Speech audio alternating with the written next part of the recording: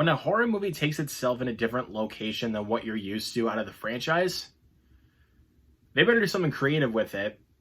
Did they do it with this? Let's find out.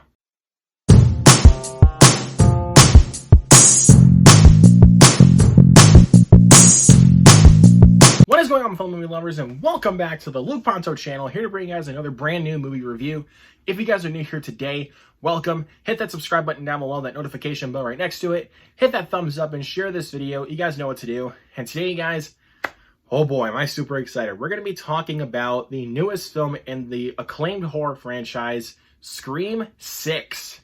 This one was once again directed by the team known as Radio Silence on YouTube, who also bought us the previous Scream movie as well as Ready or Not.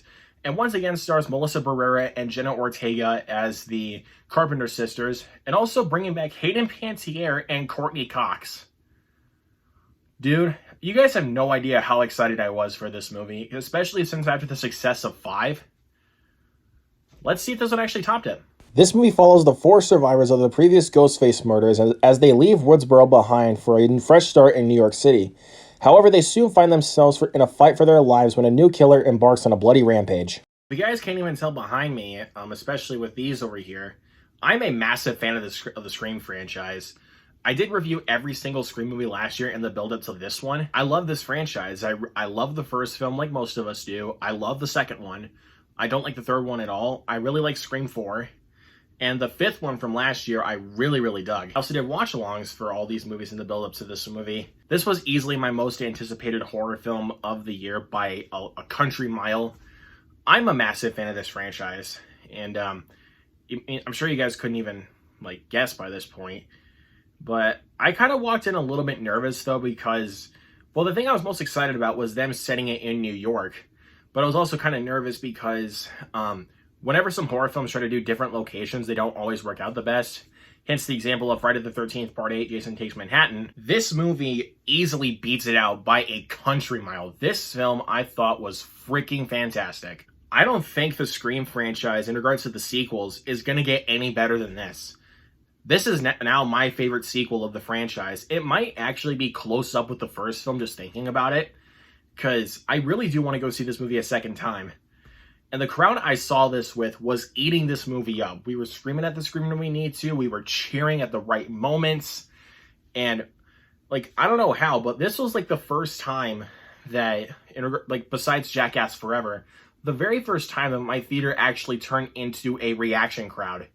And it was just awesome for an experience like that. Well, I kind of had that same experience with Violent Night, but with this one, I feel like it was a much better experience, because it was just an awesome movie.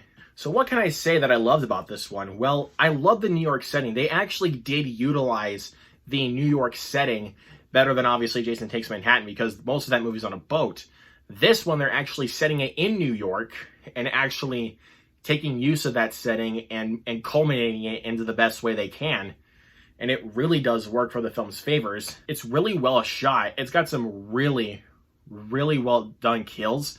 By the way, the kills in this film are absolutely brutal. There were some times, my crowd was literally just oh! When one of the characters was killed. It's crazy. It's just crazy to have that. And especially if you guys remember from the trailer, the gas station scene in the trailer or the convenience store scene, I should say, where Sam and Tara came into the convenience store when Ghostface is chasing after them. He gets a shotgun on one of the guys. Wow. Insanity. I love it, man. It's insanity. Also, I love the performances in this movie. First, we're going to start off with Melissa Barrera and Jenna Ortega as the Carpenter sisters. These two share excellent chemistry, and whenever they're bonding together, you feel them as sisters. You definitely feel that they have that connection, and they proved that in the last one with Scream 5. And here they still prove it again. You can actually buy them that they're actually sisters in this one, and they really do work it out. Courtney Cox as well, once again, as Gale Weathers. Fantastic. And you also have the return of Hayden Panettiere as Kirby from Scream 4. My God, I did not think she was going to make a return, but yes, I was so happy to see her back on screen. She was awesome in this movie. she's got some really great one-liners in here as well, and some really great sequences like involving her character. It's really well done. Mason Gooding as well, fantastic in this movie. Everybody was on top of their game.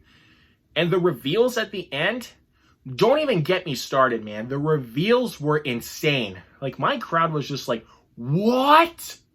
With the reveals. Like, we were just all shocked and out of our minds with that. It was just, it's insane. I don't know, guys. Like, it's just crazy.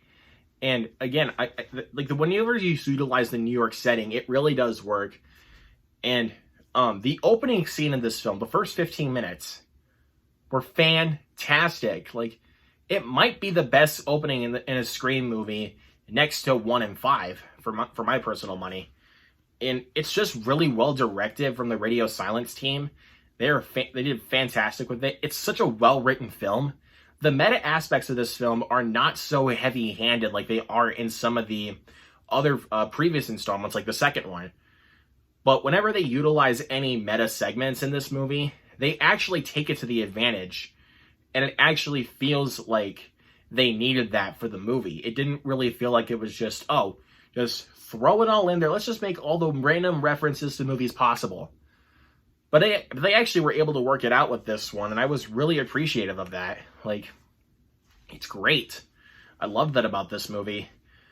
And honestly, just sitting here right now and even thinking about this film, I cannot think of one single dislike that I have towards Scream 6. I know a lot of people will complain that the third act was a little bit too cartoonish, and there were some characters that were brutally wounded, but then ended up being fine. But I'm not going to complain about that because I've kind of gotten used to the logic of Scream, like especially in 5, when a couple of characters were stabbed and they turned out to be alive. It's just this, it's Scream logic, so I'm not going to just be like, oh, the logic doesn't make sense. It's their logic. That's what I have to say. It's their logic, so they can play it how they want to. But yeah, I honestly do not have one single dislike I have towards Scream 6.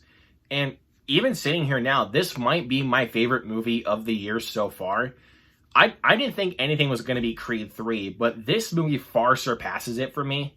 I mean, well, not really far surpasses it. I would say, like, it's closely tied, but I think because how much of a fan I am of this franchise and how they were able to carry on this franchise without Wes Craven.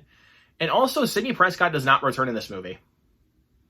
Yeah, because I think if you guys heard about the news about what happened with Scream 5, then you guys would know why. I'm also glad they were able to carry on this franchise without Sidney Prescott. I mean, her presence is certainly missed, but I think they were able to do a very good job without her this time. It really does work. So if you guys are going to get a chance to see this movie in theaters this weekend or see it next weekend, please, please, please do so. I encourage you to do so.